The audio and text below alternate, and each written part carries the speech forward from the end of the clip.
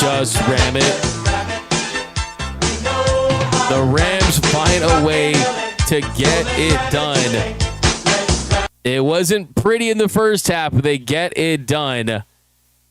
Early mistakes for the Rams. So we got our 10 takeaways here.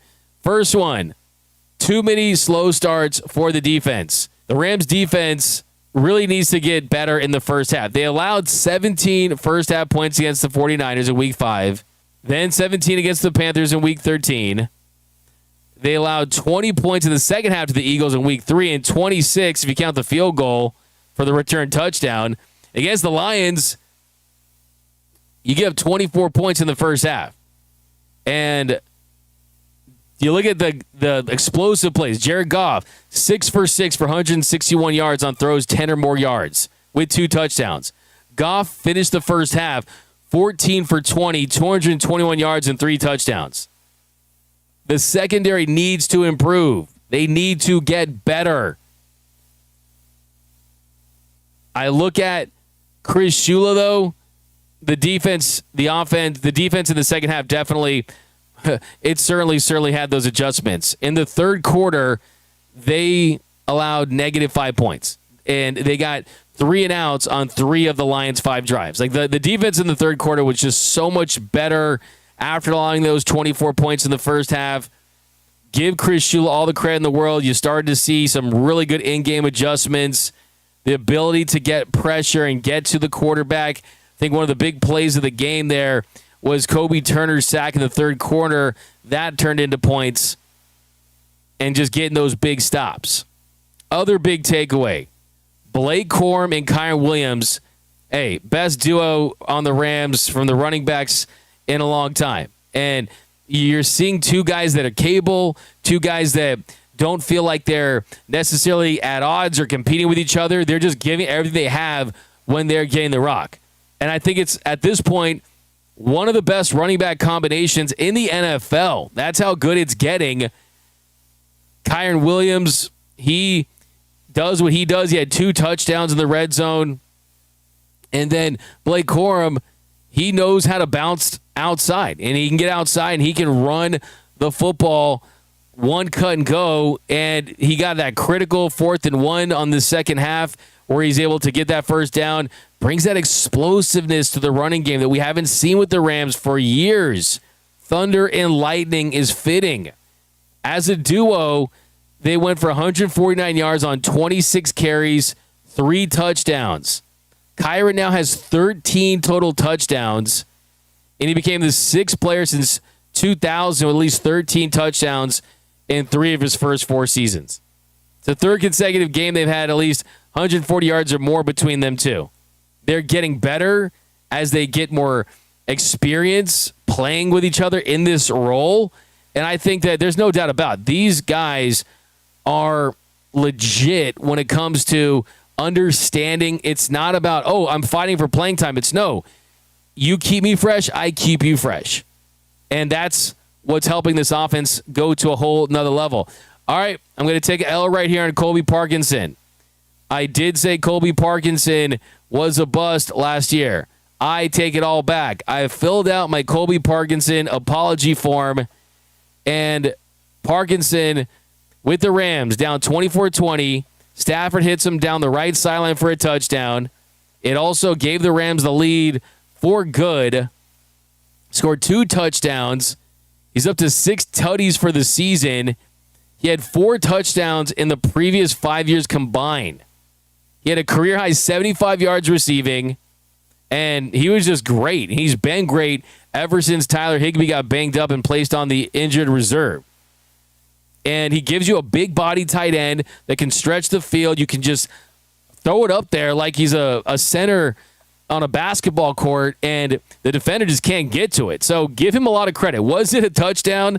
No. Did the Rams benefit? Yes. Did I benefit as someone who picked up Colby Parkinson on the waiver wire and am now in my fantasy football league's Final Four? Yes. And I could not be happier to be wrong about Colby Parkinson. It really is giving me visions of Gerald Everett when it was Goff to Everett back in that 2018 season. Similar vibes. Other big takeaway. Matthew Stafford, MVP. I don't want to hear about Drake May.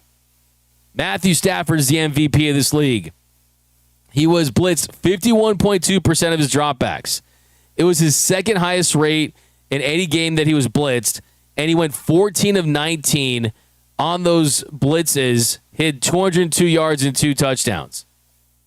And that is why you traded for Matthew Stafford. Because Jared Goff, with that same pressure rate, with that same amount of blitzes, there's no way he's putting up those same numbers. In the face of pressure, Matthew Stafford can still deliver. Jared Goff, you do that, he turns into Geno Smith. He turns into a mediocre to bad quarterback. Matthew Stafford has always been a better quarterback than Jared Goff, and quite frankly, it's not even close. And I think in this game, what really stands out is the fact that the Rams were trailing by 10 points in this one. And Stafford digs him out of that hole after a slow start. He had that freak interception where Aiden Hutchinson picked it off. And if he wasn't looking back a million times, he might have scored on that play. And the Rams were down 24-14. He was 11 for 19 with an interception at that point. The rest of the game, he goes 13 for 19 for 222 yards, has 2 touchdowns, had a massive throw to Colby Parkinson, which is making big throws all over the field. It was a game that I think locks up the MVP. And I think a lot of it had to do with the fact that, hey, we needed to drop 40 to win this one. And the Rams proved that you can win in a shootout. You can win if your defense is getting big stops. But, I mean, 14 for 19, 202 yards against the blitz and a touchdown. Matthew Stafford just led this offense to 40 points. And the Rams trust him with the ball in his hands, and he beat his old team in a big way. Without Matthew Stafford's MVP performance yesterday, the Rams lose, and they're not looking at the 1 seed going up to Seattle. He was massive in that one. Also got to give a lot of love to Puka Nacua. 9 catches for 181 yards. And he was just incredible. I mean, that was another explosive Puka game.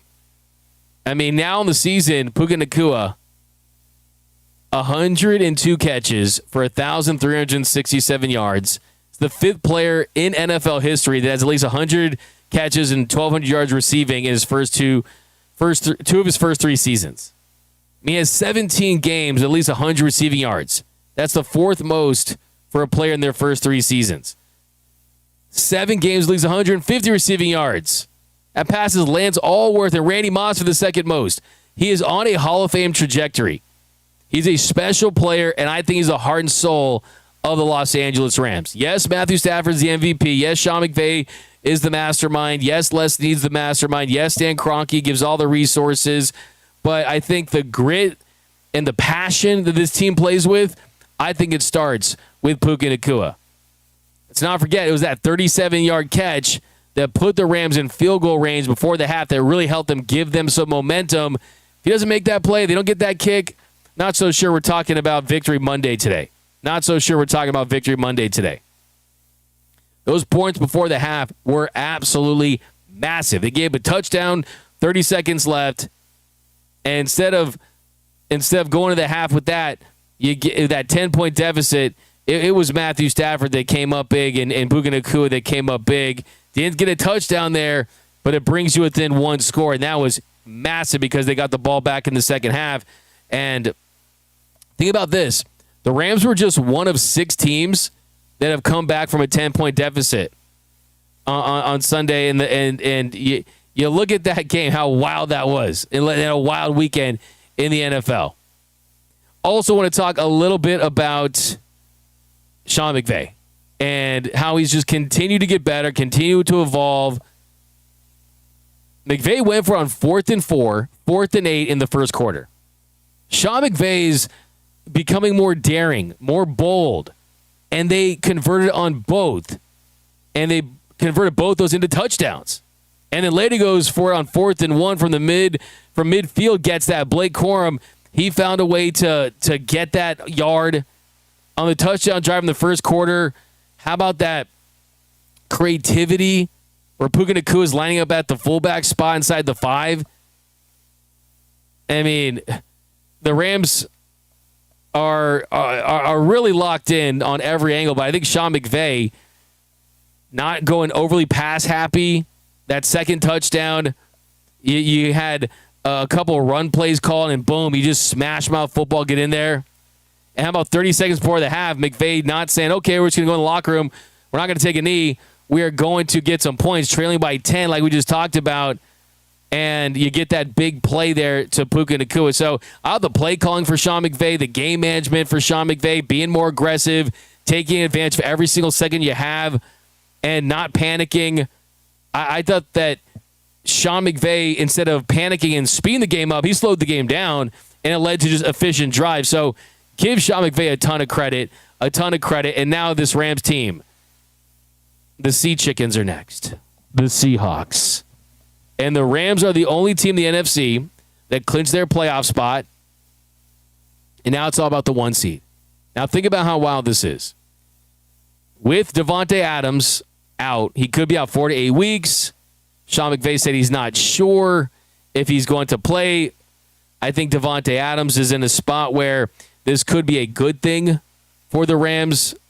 Yes, you might lose, but you also give other guys opportunities. 12 personnel, 13 personnel. Continue to get the tight ends involved. Let's get a big Kobe Parkinson day. Leon the running backs, Blake Corum, Kyron Williams. Puka Nacua, big day. Get Tutu Atwell some opportunities. Made a really nice shoestring catch in this one. Everyone will be locked in and focused knowing they got to win one for Davante Adams, because if they do, you get an extra week, and that will put him and defensive player, safety, star role guy, my man UCLA Bruin Quinn Lake an opportunity.